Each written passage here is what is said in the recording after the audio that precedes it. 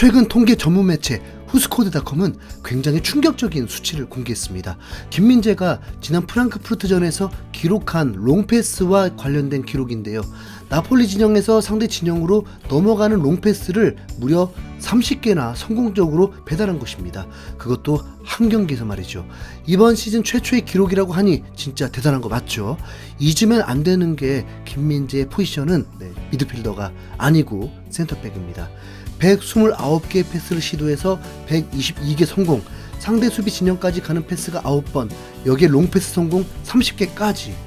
질병으로 결장한 데브라이너 대신 민재 데브라이너가 나온 줄 알았습니다. 밀란과의 16강 1차전에서 토트넘은 센터백 3명의 패스 성공률 평균이 겨우 84.3%에 불과한데요. 가장 성공률이 높은 게 다이어인데 패스 개수가 41개로 김민재보다 80개 이상 적은 패스를 했는데 성공률이 7%나 차이 납니다. 이 정도면 너무 심한 차이라 비교하기가 민망하죠.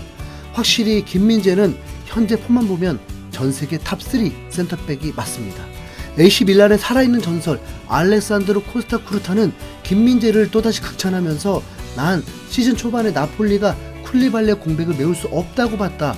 세계 어느 수비수가 와도 힘들 거라고 생각했다. 그러나 김민재가 쿨리발리보다 훨씬 더 잘하고 있다. 김민재는 센세이셔널하다. 나폴리가 필요로 하는 수비의 견고함을 보여줬다라면서 김민재의 철벽 같은 수비력에 찬사를 아끼지 않는 모습이었죠. 나폴리의 감독인 스팔레티도 경기 후 인터뷰를 통해서 김민재는 기술적인 선수다. 이제는 볼을 발 앞에 두려워하고 엄청난 잠재력이 있다라면서 김민재가 수비뿐만 아니라 패스와 빌드업 실력도 늘어났다면서 만족스러움을 표현했습니다. 악마의 재능이라고 불렸던 이탈리아의 안토니오 카사노 역시 자신의 SNS를 통해서 김민재는 콜로무아니를 완전히 지워버렸다.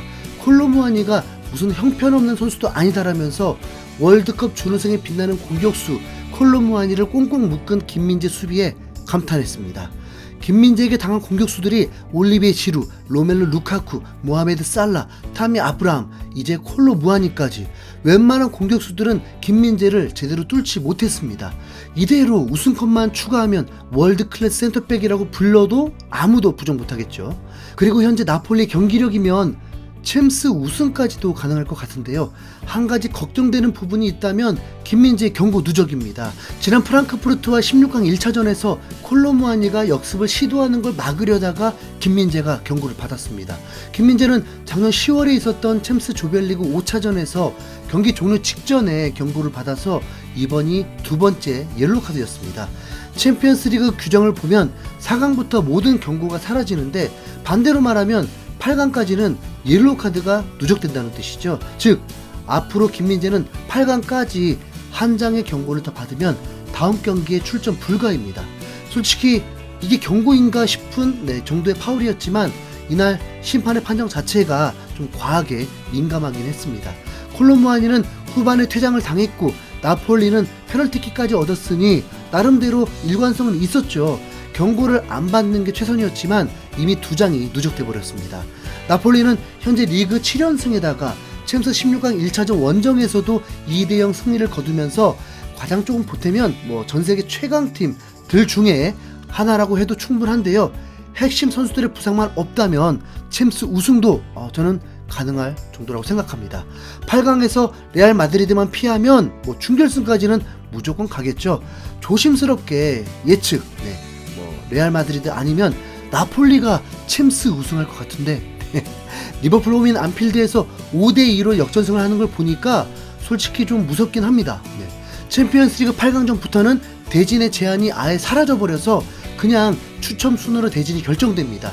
그리고 먼저 호명된 팀이 1차전 홈 어드밴티지를 가져가죠. 이제 원정 다득점 규칙이 없어지면서 아무래도 1차전에서 보다는 2차전 홈 경기가 더 유리해 보이는데요. 만약 1, 2차전 점수가 동률이면 연장전을 하기 때문입니다.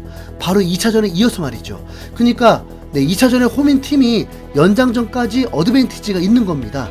이번에 16강에서 나폴리가 2차전 홈 경기인 것도 그런 면에서 유리한 부분이 있죠. 이미 1차전부터 많이 앞섰지만요. 8강 대진에서도 나폴리가 조금 늦게 뽑히는 게 좋습니다.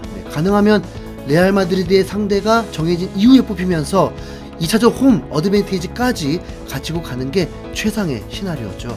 자, 그리고 김민재는 무조건 16강 2차전에서 경고를 받아서 8강 1차전에 결장해야 합니다. 물론 뭐 가장 이상적인 상황은 김민재가 8강 2차전까지 추가적인 경고를 받지 않는 거지만, 갈수록 치열해지는 챔스에서 핵심 수비수가 3경기를 할 동안 경고 한 장 받지 않는 건 힘듭니다. 오히려 그걸 너무 신경 쓰다가 플레이가 위축될 수도 있고요. 상상하기도 싫지만 최악의 경우 8강 2차전에 경고를 받으면서 4강 1차전을 놓칠 수도 있습니다. 정말 확률이 낮은 일이긴 하지만 실제 손흥민 선수가 겪었던 일이거든요. 지난 2019년 4월 토트넘은 챔스 8강에서 맨시티를 만났는데 손흥민이 멀티골을 기록하면서 원정 다득점으로 4강에 진출했었죠. 그러나 그 과정에서 손흥민이 3번째 경고를 받게 되면서 4강 1차전에 결장하게 됐습니다.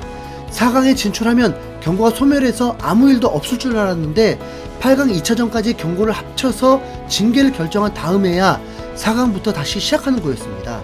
손흥민 본인조차도 인터뷰에서 몰랐다, 지금 알게 됐다, 매우 아쉽다라면서 경고 누적으로 출장 정지라는 걸 뒤늦게 알아차리기도 했습니다. 당시 토트넘은 손흥민 없는 1차전에서 0대1로 패배하면서 절망적이었는데 2차전에서 손흥민의 절친인 모우라가 암스테르담의 기적을 보여주면서 헤트트릭 활약으로 결승까지 갔었죠. 이런 손흥민의 경험을 통해서 우리는 2가지 교훈을 배울 수 있습니다. 교훈 첫 번째는 4강에 가기 전에 차라리 빠르게 정지를 당하자. 괜히 경고를 안 받으려고 하다가 8강 2차전에 옐로카드를 받으면 더 높은 무대에서 빠질 수 있습니다. 나폴리가 챔스 우승을 노린다면 당연히 4강이 더 중요하죠. 김민재가 8강 2차전을 하기 전에 경고를 받아야 하는 이유입니다. 두 번째 교훈은 아무래도 1차전보다 2차전이 더 치명적이라는 겁니다. 다시 말해서 김민재가 어차피 8강에서 한 경기를 결정할 거라면 2차전보다는 1차전에서 일찌감치 쉬는 게 낫다는 말인데요. 손흥민이 1차전에서 결장했지만 2차전에서 결국 아약스를 이기고 결승에 진출했던 것처럼 김민재도 8강 1차전에서 빠지고 2차전에 출전하는 게 4강 진출에 유리하다는 거죠. 8강에서 가장 만나기 싫은 레알 마드리드를 만난다고 해도 1차전에서 실점을 최소화하고 2차전 승리로 4강을 노린다면 충분히 이길 수도 있습니다. 자, 어차피 챔스 우승을 하려면 레알, 미넨, 맨시티 같은 강팀들을 이겨야 하는 건 뭐 당연하니까요. 자, 이해 가시나요? 그러니까 김민재는 3월 16일 프랑크푸르트와의 16강 2차전에서 반드시 경고를 받아야 합니다. 그래야 8강에서 누구를 만나든 2차전에 출전하면서 역전을 노릴 수 있거든요. 일부러라도 살짝 파울을 하면서 동시에 레드카드까지는 아닌 딱 경고를 받을 만한 태클을 하는 게 어쩌면 제일 어려울 수도 있습니다. 그러나 세계 최고 센터백이라면 김민재라면 가능하지 않을까요? 모르겠습니다. 옐로카드 아예 안 받으면 얼마나 좋겠어요. 그런데 나폴리의 핵심으로 상대 공격수들을 상대하고 거기다 실제로 너무 많은 경기 관여를 하는데 정말 어려운 일입니다. 프랑크푸르트의 공격은 이미 무한이가 출전도 안 하면서 홈경기인데다 더 강하니까 작전을 잘 짜야겠죠. 김민재가 아주 적절한 태클로 승부에 큰 영향을 주지 않고 옐로카드 한 장만 받을 수 있길 바라봅니다. 여러분은 이 상황 어떻게 생각하시나요? 댓글로 남겨주시고요. 좋아요, 구독 부탁드립니다. 이상 흰수염 고래였습니다. 감사합니다.